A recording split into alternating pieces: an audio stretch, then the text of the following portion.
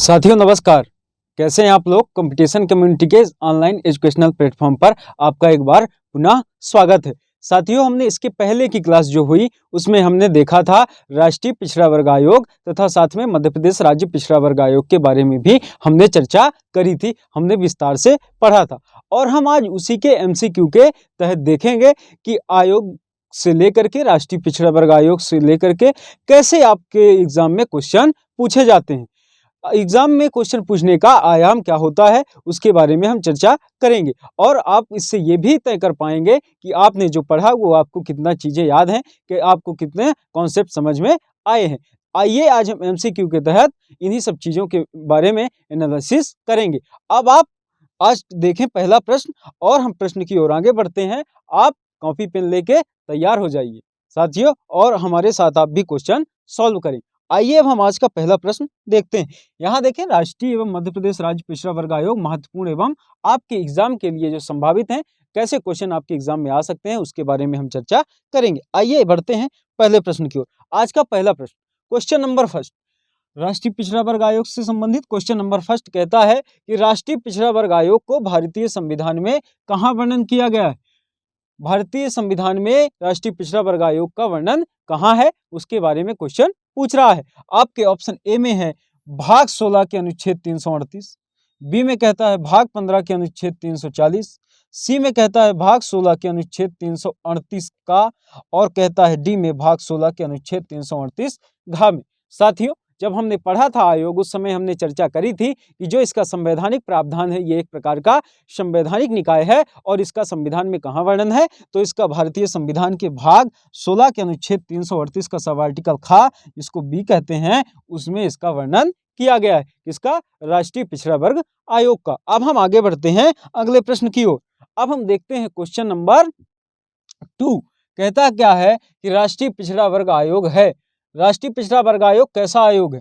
कहता है सांविधिक निकाय, बी में कहता है संवैधानिक निकाय, सी में कहता है गैर संवैधानिक निकाय, और डी में कहता है इनमें से कोई नहीं। साथियों आप जानते हैं कि राष्ट्रीय पिछड़ा वर्ग आयोग एक प्रकार का संवैधानिक निकाय है, और ये संवैधानिक निकाय कब बना तो ये 102वां जो संविधान संशोधन हुआ उसके तहत 2018 का जो संशोधन हुआ 102वां भारतीय संविधान में, उसके तहत इसे संवैधानिक निकाय बनाया गया, संवैधानिक निकाय का दर्जा दिया गया। अब हम आगे बढ़ते हैं अगले प्रश्न की ओर। क्वेश्चन नंबर 3 कहता है राष्ट्रीय पिछड़ा वर्ग आयोग की संरचना कैसी है। राष्ट्रीय पिछड़ा वर्ग आयोग की संरचना क्या है। कहता है ऑप्शन ए में कि एक अध्यक्ष, एक उपाध्यक्ष व 5 अन्य सदस्य हैं।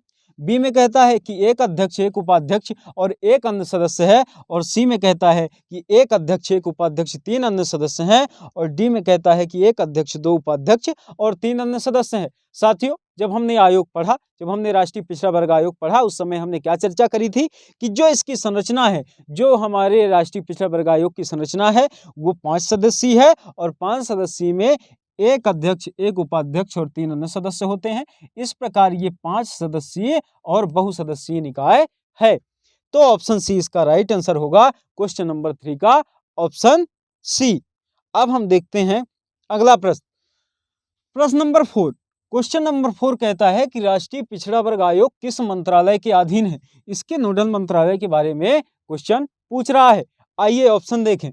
ए में कहता है सामाजिक न्याय सशक्तिकरण मंत्रालय, बी में कहता है मानव संसाधन विकास मंत्रालय, सी में कहता है सांख्यिकी मंत्रालय, और डी में कहता है गृह मंत्रालय। साथियों जो इसका सही जवाब है, जो इसका राइट आंसर है वो होगा ऑप्शन ए सामाजिक न्याय एवं सशक्तिकरण मंत्रालय। इसके नोडल मंत्रालय के रूप में कार्य करता है राष्ट्रीय पिछड़ा वर्ग आयोग की। अब हम बढ़े अगले प्रश्न की ओर और देखते हैं क्वेश्चन नंबर 5। कहता है कि 102 जो संविधान संशोधन हुआ वो जो अधिनियम का बिल क्रमांक कौन सा था। ऐसे क्वेश्चन आपके एग्जाम में पूछ लिए जाते हैं कई बार, इसलिए आप याद रखें कि वो बिल क्रमांक कौन सा था जो राष्ट्रीय पिछड़ा वर्ग आयोग से संबंधित अधिनियम लाया गया संशोधन का 102वां। तो उसके बिल क्रमांक के बारे में क्वेश्चन पूछ रहा है। ए में कहता है 123वां, बी में कहता है 121वां, सी में कहता है 122वां, और डी में कहता है 124वां। साथियों ये फैक्ट बेस्ड क्वेश्चन है, इसका ऑप्शन ए सही होगा। 123वां जो क्रम था वो किसका था, 102वां संविधान संशोधन अधिनियम का जो बिल लाया गया था पिछड़ा वर्ग आयोग से। अब हम देखते हैं अगले प्रश्न की ओर बढ़ते हैं। प्रश्न नंबर 6, क्वेश्चन नंबर 6 कहता है कि सन 1950 में पिछड़ा वर्ग आयोग किसकी अध्यक्षता में गठित किया गया था? तो आप जानते हैं, आइए हम ऑप्शन देखें और फिर उसका सही उत्तर बताएंगे। बीपी मंडल, बी में कहता है काका कालेलकर, और सी में कहता है इंदिरा साहनी, और डी में कहता है इनमें से कोई नहीं। साथियों, जो इसका सही उत्तर होगा, जो इसका राइट आंसर होगा, वो काका कालेलकर होगा। और आप जानते हैं कि इसका गठन 1950 में हुआ और 53 के आसपास इसकी रिपोर्ट आई थी। बीपी मंडल भी हमारे पिछड़ा वर्ग आयोग से संबंधित ही आयोग था। अब हम आगे बढ़ते हैं अगले प्रश्न की ओर। देखें, प्रश्न नंबर 7 कहता है कि राष्ट्रीय पिछड़ा वर्ग आयोग अपना वार्षिक प्रतिवेदन किसे देता है? अपना वार्षिक प्रतिवेदन किसे सौंपता है?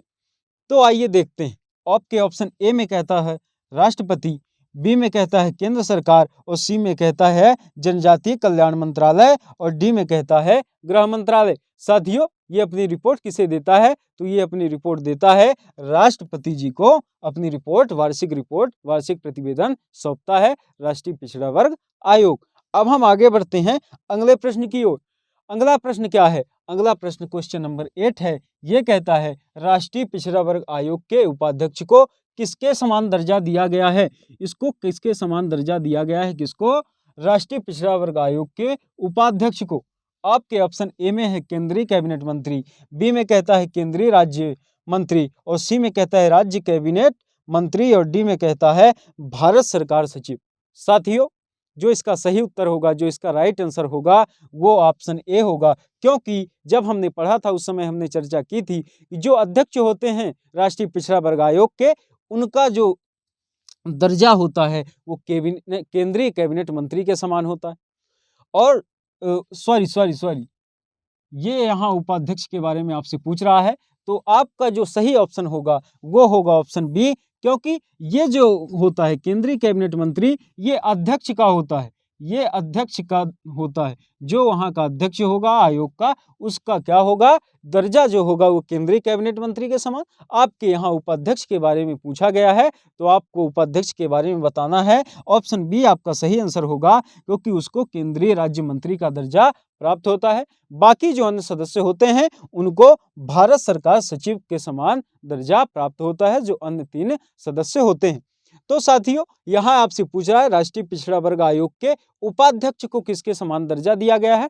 तो उपाध्यक्ष को केंद्रीय राज्य मंत्री के समान दर्जा दिया गया है, इसलिए ऑप्शन 20 का सही उत्तर होगा, ऑप्शन 20 का राइट आंसर होगा। और हमने इसके साथ क्या समझा कि जो अध्यक्ष है उसको केंद्रीय कैबिनेट मंत्री, और जो सदस्य हैं उनको भारत सरकार सचिव के समान दर्जा प्राप्त है। बाकी अगर हम थोड़ा और एक्स्ट्रा फैक्ट के बारे में चर्चा करें, तो इसके जो वेतन भत्ते हैं, चाहे अध्यक्ष, चाहे उपाध्यक्ष, चाहे सदस्य हो, उनका किसके समान होता है? भारत सरकार के सचिव के समान होता है। अब हम आगे बढ़ते हैं अगले प्रश्न की ओर। अगला प्रश्न देखते हैं।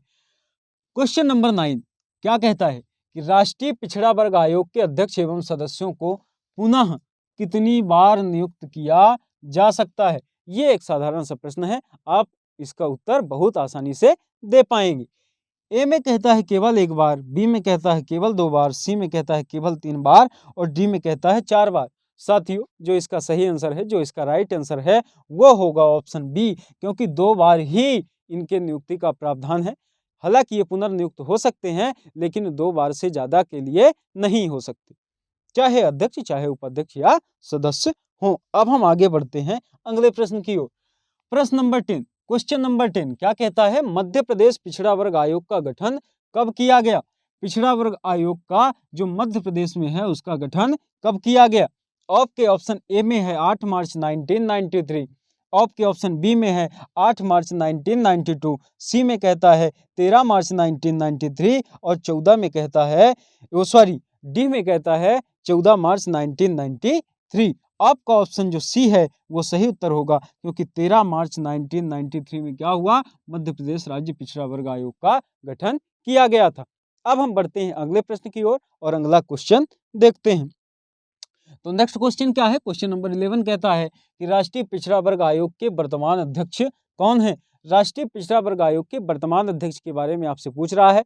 आपके ऑप्शन ए में है आर्यन प्रसाद, बी में है अचल दत्तू और सी में कहता है बीपी मंडल और डी में कहता है डॉक्टर भगवान लाल साहनी। आपसे यहाँ क्या पूछ रहा है? वर्तमान अध्यक्ष के बारे में आपसे पूछ रहा है और उसका सही आंसर होगा ऑप्शन डी, डॉक्टर भगवान लाल साहनी जी इसके वर्तमान में अध्यक्ष हैं। अगर हम इनकी नियुक्ति की बात करें तो 2016 के आसपास इनकी नियुक्ति हुई है, 2016।